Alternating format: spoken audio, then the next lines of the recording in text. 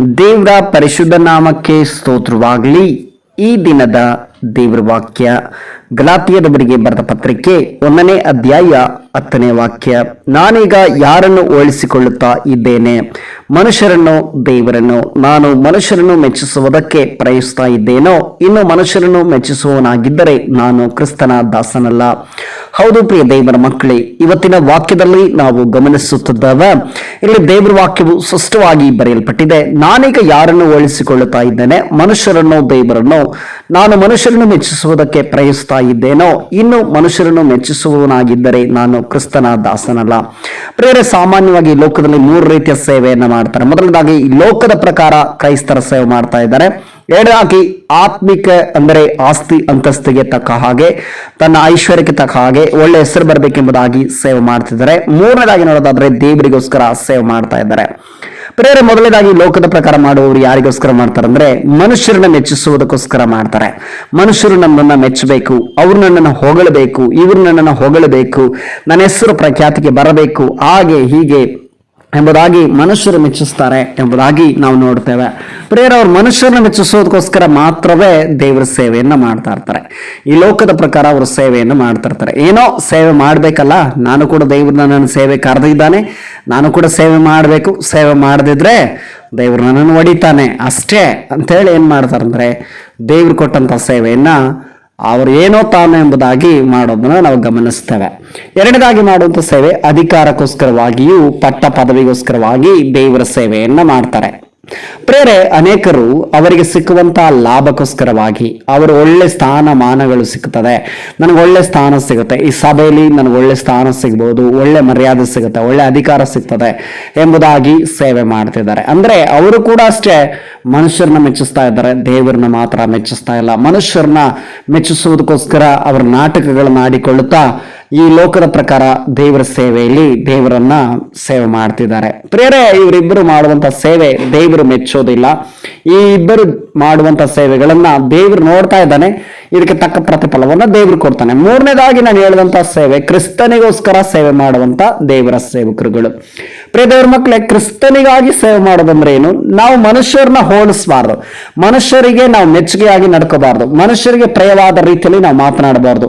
ಹೇಗೆ ಅಂದ್ರೆ ಪ್ರಿಯರೇ, ಮನುಷ್ಯರು ಏನಾದ್ರು ಅನ್ಕೊಳ್ತಾರೆ, ಅವ್ರು ನನ್ನನ್ನು ಏನಾದ್ರು ಅಂದ್ಬಿಡ್ತಾರೆ, ನಾನು ಈಗ ಮಾತಾಡಿದ್ರೆ ಅವ್ರು ನನ್ನನ್ನು ಬೈತಾರೆ, ಈ ರೀತಿ ಆದ್ರೆ ನನ್ನ ಮೇಲೆ ಪೊಲೀಸ್ ಕಂಪ್ಲೇಂಟ್ ಆಗ್ಬೋದು, ನನ್ನನ್ನ ಬೈಬಹುದು, ಹಾಗೆ ಹೀಗೆ ಅನೇಕ ಸಂಘಟನೆಗಳಿಂದ ನನಗೆ ಒಂದು ಲೆಟರ್ ಅನ್ನ ಕೊಡ್ತಾರೆ, ನನ್ನನ್ನು ಬಂಧಿಸ್ಬಿಡ್ತಾರೆ, ನನ್ನ ಸೇವೆನೆ ಮಾಡ್ಲಿಕ್ಕೆ ಆಗೋದಿಲ್ಲ, ಅಥವಾ ದುಡ್ಡು ಕಾಸು ಕೊಡೋದಿಲ್ಲ, ನನಗೆ ಅಧಿಕಾರ ಸಿಗೋದಿಲ್ಲ ಅಂತ ಹೇಳಿ ಅನೇಕರು ಭಯಪಟ್ಟುಕೊಳ್ತಾ ಸೇವೆ ಮಾಡುವಂತಹ ಸೇವಕರು ನಿಜವಾದ ಸೇವಕರಲ್ಲ. ಪ್ರಿಯರೇ, ಅವರು ಮನುಷ್ಯರನ್ನ ಹೋಲಿಸಿ ಸೇವೆ ಮಾಡೋದಲ್ಲ, ದೇವರಿಗೋಸ್ಕರ ಸೇವೆ ಮಾಡುವಂತ ಸೇವಕರಾಗಿರಬೇಕು. ನನ್ನ ಪ್ರಕಾರ ನಾನು ಹೇಳೋದಾದ್ರೆ ಪ್ರಿಯ ದೇವರ ಮಕ್ಕಳೇ, ನಿಜ ಹೇಳೋದಾದ್ರೆ ದೇವರಿಗೋಸ್ಕರ ಸೇವೆ ಮಾಡುವಂತವ್ರು ಏನೇ ಕಷ್ಟಗಳು ಬರಬಹುದು, ವೇದನೆಗಳು ಬರಬಹುದು, ದುಃಖಗಳು ಬರಬಹುದು, ನಿಂದನೆಗಳು, ಅವಮಾನಗಳು, ಅನೇಕ ರೀತಿಯ ಶೋಧನೆಗಳು, ಅವ್ರು ಯಾವುದೇ ಸಮಯದಲ್ಲಿ ಸಂದರ್ಭದಲ್ಲಿ ಕೂಡ ಯಾವುದೇ ಒಂದು ಪರಿಸ್ಥಿತಿಗಳು ಅವರಿಗೆ ಎದುರಾದ್ರೂ ಕೂಡ ಅವ್ರು ಏನ್ ಮಾಡ್ತಾರೆ, ಯಾವಾಗಲೂ ಕೂಡ ದೇವರನ್ನ ಮೆಚ್ಚಿಸುವುದಕ್ಕೆ ಪ್ರಯತ್ನ ಪಡ್ತಾರೆ, ದೇವರಿಗೆ ಭಯಪಟ್ಟು ಸೇವೆ ಮಾಡ್ತಾರೆ.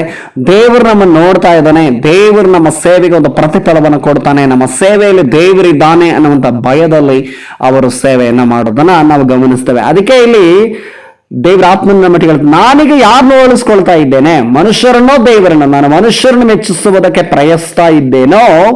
ಇನ್ನು ಮನುಷ್ಯರನ್ನು ಮೆಚ್ಚಿಸುವನಾಗಿದ್ದರೆ ನಾನು ಕ್ರಿಸ್ತನ ದಾಸನಲ್ಲ.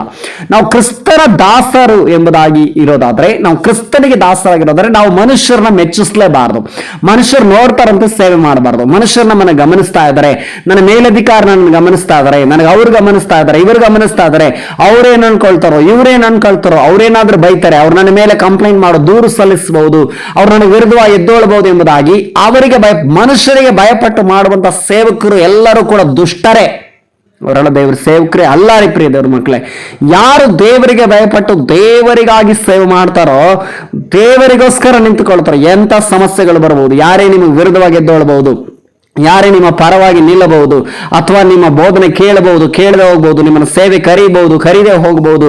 ಒಂದು ವೇಳೆ ನಿಮ್ಮನ್ನ ಸೇವೆಯಲ್ಲಿ ದೇವರು ನಿಮ್ಮನ್ನ ಸೇವೆಯಲ್ಲಿ ಕರೆದಿರೋ, ಈ ಲೋಕದ ಮನುಷ್ಯರು ನಿಮ್ಮನ್ನ ಸೇವೆಯಲ್ಲಿ ಕರೆದಿಲ್ಲ, ಈ ಲೋಕದಲ್ಲಿರುವ ಅಧಿಕಾರಿಗಳು ನಿಮ್ಮನ್ನ ಸೇವೆ ದೇವರು ನಿಮ್ಮನ್ನ ಸೇವೆ ಕರೆದಿರೋದ್ರಿಂದ ನಾವು ಕ್ರಿಸ್ತನ ದಾಸರಾಗಿದ್ದೇವೆ. ಕ್ರಿಸ್ತನ ದಾಸರಾಗಿರೋದು ಕ್ರಿಸ್ತನು ಮೆಚ್ಚಿಸುವಂತ ಸೇವೆಯನ್ನ ಮಾಡಬೇಕು. ಕ್ರಿಸ್ತನಿಗೆ ಮೆಚ್ಚುಗೆ ಆಗಿರುವಂತ ಸೇವೆ, ಕ್ರಿಸ್ತನಿಗೆ ಮಹಿಮೆ ತರುವಂತ ಸೇವೆ, ಕ್ರಿಸ್ತನ ಮಹಿಮೆ ಪಡಿಸುವಂತ ಸೇವೆಯನ್ನ ನಾನು ನೀವು ಮಾಡಬೇಕೆಂಬುದಾಗಿ ದೇವರು ನಮ್ಮನ್ನ ನೋಡಿ ಹೇಳ್ತಾ ಇದ್ದಾನೆ. ಅದು ದೇವರ ಒಂದು ಆಸೆ ಆಗಿದೆ, ದೇವರ ಒಂದು ಉದ್ದೇಶವಾಗಿದೆ. ಈ ವಾಕ್ಯದೊಟ್ಟಿಗೆ ದೇವರು ನಿಮ್ಮೆಲ್ಲರನ್ನು ಕೂಡ ಆಶೀರ್ವಾದ ಮಾಡಲಿ. ಯೇಸು ಕ್ರಿಸ್ತನ ನಾಮದಲ್ಲಿ ಪ್ರಾರ್ಥಿಸೋಣ. ಸರ್ವಶಕ್ತನು ಮಹಾಪರಿಶುದ್ಧನೂ ಆದ ತಂದೆಯಾದ ದೇವರೇ, ಈ ದಿನಕ್ಕಾಗಿ ಸ್ತೋತ್ರಪ್ಪ. ಈ ದಿನದಲ್ಲಿ ಸ್ವಾಮಿ ವಾಕ್ಯವನ್ನು ಕೇಳುತ್ತಿರುವಂತ ನಿನ್ನ ಮಕ್ಕಳನ್ನು ಆಶೀರ್ವಾದ ಮಾಡ್ರಿ. ವಾಕ್ಯದಲ್ಲಿ ಬರೆಯಲ್ಪಟ್ಟಿರುವ ಹಾಗೆ ನಾನೀಗ ಯಾರನ್ನು ಹೋಲಿಸಿಕೊಳ್ತಾ ಇದ್ದೇನೆ? ಮನುಷ್ಯರನ್ನು, ದೇವರನ್ನು. ನಾನು ಮನುಷ್ಯರನ್ನು ಮೆಚ್ಚಿಸುವುದಕ್ಕೆ ಪ್ರಯತ್ನಿಸ್ತಾ ಇದ್ದೇನೋ, ಇನ್ನು ಮನುಷ್ಯರನ್ನು ಮೆಚ್ಚಿಸುವುದಕ್ಕೆ ಪ್ರಯತ್ನಿಸುತ್ತಾ ಇದ್ದರೆ ನಾನು ಕ್ರಿಸ್ತನ ದಾಸನಲ್ಲ. ಪ್ರಿಯರೇ, ಹೌದು ಸ್ವಾಮಿ ದೇವರೇ, ಈ ಒಂದು ವಾಕ್ಯದಲ್ಲಿ ಬರೆಯಲ್ಪಟ್ಟಿರುವ ಹಾಗೆ ನಾವು ಮನುಷ್ಯರನ್ನು ಮೆಚ್ಚಿಸುವುದಕ್ಕೋಸ್ಕರ, ಈ ಲೋಕವನ್ನು ಮೆಚ್ಚಿಸುವುದಕ್ಕೋಸ್ಕರ ಅಥವಾ ಜನಗಳು ನಮ್ಮ ನೋಡ್ತಾರೆ ಎಂಬುದಾಗಿ ನಾವು ಸೇವೆ ಮಾಡ್ತಾ ಇದ್ರೆ, ಇವತ್ತಿಗೆ ಸ್ವಾಮಿ ನಮ್ಮ ಸೇವೆಯ ಕರ್ತನೆ ನಿಲ್ಲಿಸಿ ಸ್ವಾಮಿ ಅಪ್ಪ, ನಿನಗಾಗಿ ಸೇವೆ ಮಾಡುವಂತ ಮಕ್ಕಳಾಗಿ ನಮ್ಮನ್ನು ಮಾರ್ಪಡಿಸ್ರಿ. ನಿನ್ನು ನಮ್ಮೊಟ್ಟಿಗಿದ್ದೀಯಾ, ನೀನು ನಮಗೆ ಕೊಡಲ್ಪಟ್ಟಿದೆಯಾ, ನಾವು ನಿನ್ನ ದಾಸರು ದೇವರೇ. ಕ್ರಿಸ್ತನ ದಾಸರಾಗಿ ನಾವು ನಡ್ಕೊಳ್ಳುವಂತೆ, ಕ್ರಿಸ್ತನಿಗೆ ಮಹಿಮೆ ತರುವಂತಹ ಒಂದು ಸೇವೆಯನ್ನು ಮಾಡುವಂತೆ, ನಿನ್ನನ್ನು ಮೆಚ್ಚಿಸುವಂತಹ ಒಂದು ಸೇವೆ ನಾವು ಮಾಡುವಂತೆ ನಮಗೆ ದಯೆಯನ್ನು ಅನುಗ್ರಹ ಮಾಡು. ಆ ಒಂದು ಕೃಪೆಯನ್ನು ನಮಗೆ ಕೊಡಬೇಕಾಗಿ ನಿಮ್ಮಲ್ಲಿ ಪ್ರಾರ್ಥಿಸ್ತೇವೆ. ಪ್ರಾರ್ಥನೆ ಕೇಳಿದ್ದಕ್ಕಾಗಿ ಸ್ತೋತ್ರ ಸಲ್ಲಿಸ್ತೇವೆ ಸ್ವಾಮಿ. ಈ ವಾಕ್ಯ ಕೇಳುತ್ತಿರುವಂತ ಪ್ರತಿಯೊಬ್ಬರನ್ನ ಆಶೀರ್ವಾದ ಮಾಡ್ರಿ. ವಾಕ್ಯದ ಪ್ರಕಾರ ಪ್ರತಿಯೊಬ್ಬರ ಜೀವಿತದಲ್ಲಿ ಒಂದು ಬದಲಾವಣೆ, ಒಂದು ಪರಿವರ್ತನೆ ಉಂಟಾಗಲಿ ಎಂಬುದಾಗಿ ನಾನು ಪ್ರಾರ್ಥಿಸ್ತಾ ಯೇಸು ಕ್ರಿಸ್ತನ ಅಧಿಕಾರವುಳ್ಳ ನಾಮದಲ್ಲಿ ಪ್ರಾರ್ಥಿಸ್ತೇನೆ ತಂದೆಯ ದೇವ್ರೇ. ಆಮೇನ್, ಆಮೇನ್, ಆಮೇನ್. ದೇವರು ನಿಮ್ಮನ್ನು ಆಶೀರ್ವದಿಸಲಿ.